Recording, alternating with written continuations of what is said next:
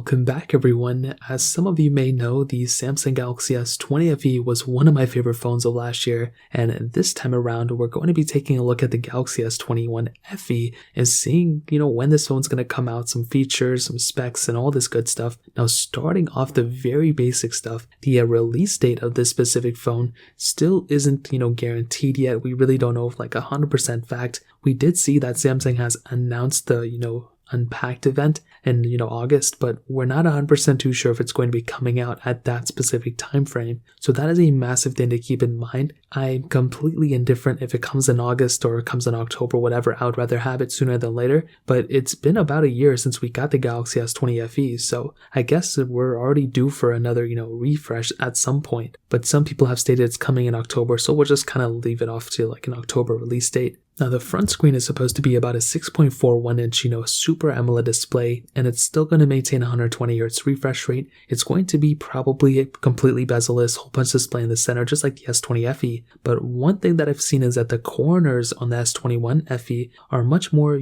rounded. So it kind of matches more like an S20 Ultra in a way. So before with the S20 FE it was kind of more like, a sharp a little bit. These are a little bit more rounded, which is really good to see. From what I've heard and from what I've seen in reports, it looks like we're still going to maintain the microSD card slot on the S21 FE, which is probably going to be crazy to hear because they took it on the S21 series. But as most of you know, Samsung still puts in microSD card slots on a lot of their cheaper phones too. So, and the Note series for the Note 20 Ultra still has it. So I totally see them still keeping it here. Hopefully, if they remove it, I think it'd be a complete waste of time. But that is another thing to keep in mind. Now the cameras are still going to be triple camera setup on the back. You're going to be able to do 4K at 60 on that one, still no 8K from what we've heard. But you're going to have a 32 megapixel front facing camera with 4K at 60 as well on the front. So at least you're getting that duality on both, as long as they didn't put 1080p on the front or something, then I'm totally okay. So in this case, I'm totally cool with this. On top of that, the battery life, in my opinion, in terms of battery size,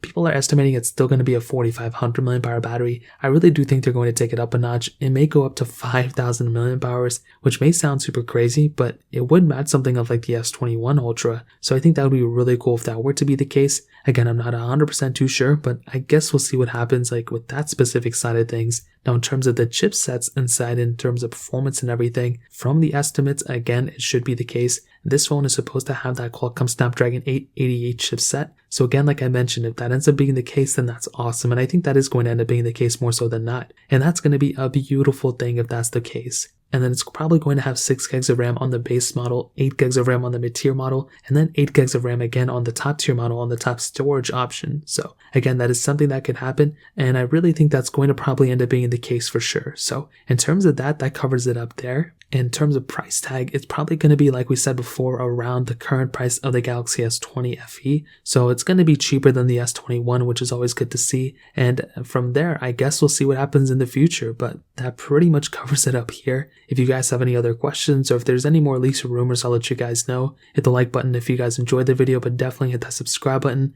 More importantly than everything else, I love every single one of you guys. Hopefully I'll catch you guys in the next video. Peace out till then.